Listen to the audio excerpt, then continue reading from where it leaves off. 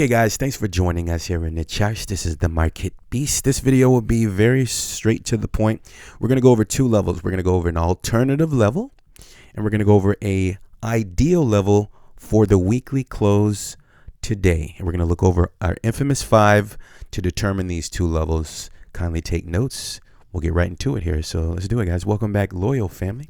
If you're new here, we only explore price action. Welcome in all of our new subscribers. Let's go ahead and dive right into these two levels in the charts here, shall we?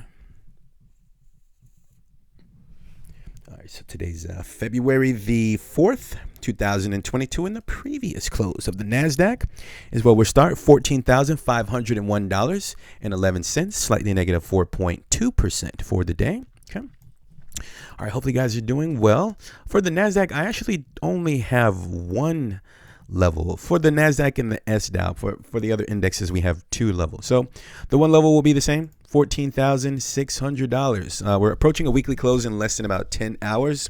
So what we want to see is actually this weekly candle that looks like a dragonfly doji here.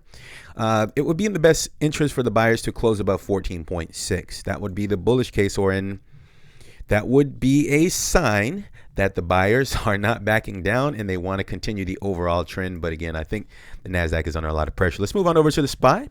And we have the two levels. The previous close, $446.60, slightly negative 2.3% for the day. Little selling coming in the pre-market, $445.86, slightly negative 0.1%. Okay, so the two levels, guys, it's super simple. Okay. Weekly close. Again, we're looking at active weekly candles that are closing, that will close today. Today's Friday. Okay, so we'll get new, freshly minted candles for next week. Now, if this weekly candle on the SPY closes below the 0.618, if you're new and you want to pull this up yourself, the levels that I have on the chart is really simple. Let's go over that briefly. You go to the previous low here, you start there, and then you measure it on over to the previous high. And that's how you get the Fibonacci retracement levels. The white line is a 0.618. The blue line is a 0.786. And my secret line is a 0.886, which is no longer a secret, right? Because I keep saying that level. All right, so the one level, again, ideal setup for the buyers would be to close above the 0.618. That level is precisely at about $447.19 for the SPY. Okay. And if it does not close a weekly candle above that level, it's fine. I still would personally give the SPY a check mark as long as it's above the 0.786 level. And that second level for the SPY is going to be $438 precisely and 19 cents. Let's take it on over to I think we have the Dow Jones here. The previous close is $35,111.17, slightly negative 1.4% for the day.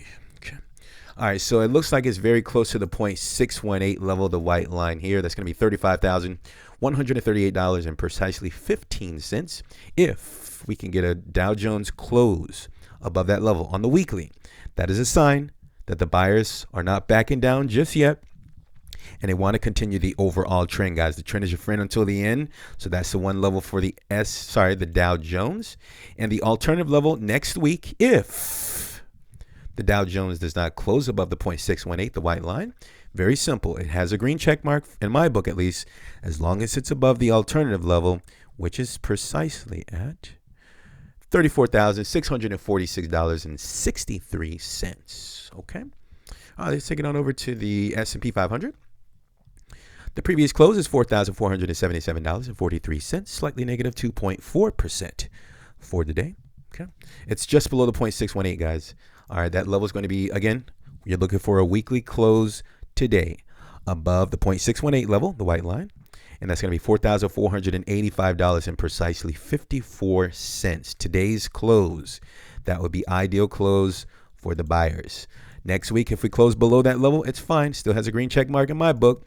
0.786 level is going to be $4,395 and precisely 19 cents. Okay, let's take it on over to the SDOW, last but not least.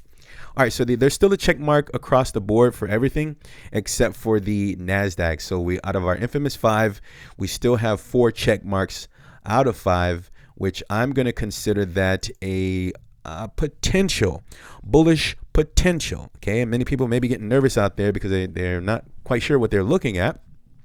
And I'm no expert, but I do have 4 out of 5 check marks for my infamous 5 in the SDOW. Last but not least, there's just one level for the SDOW. As I mentioned, we don't have 2 levels for the SDOW and the what was it? Short-term memory loss. One of the NASDAQ. Sorry. All right. So the SDOW 2950. That's the only level. Okay. I realize the market appears to be pushing to the upside. That's fine. The buyers have to accomplish the 2950 level, meaning they must close this weekly candle at least near it, preferably above it, because that's a previous level of resistance. So if the buyers can close above the 2950 level, that's actually a pretty bearish sign, guys, because that means that the SDOW will move higher and the S&P 500 will move lower. But as long as it's below 2950, in my book, the markets are in preparation to move higher. All right, that's my speculative observation on the infamous 5. Please do not use this as financial advice. And that's how we're going to close out the video. Hopefully you guys have all the levels. Please kindly rewind them back. They're all precisely there, down to the penny. And that's it, guys. So if you enjoyed that, support the channel before you go by simply leaving an appropriate thumb. I would truly appreciate that below the video. Also, leave a comment so that the YouTube algorithm can promote this video on the channel. Thank you for your support. If you guys are new, we also explore the alternative markets. If you're into Bitcoin and altcoins, you can kindly subscribe with us, hit the bell, and we'll send that out to you momentarily. I'd like to take this opportunity to thank you all for your time.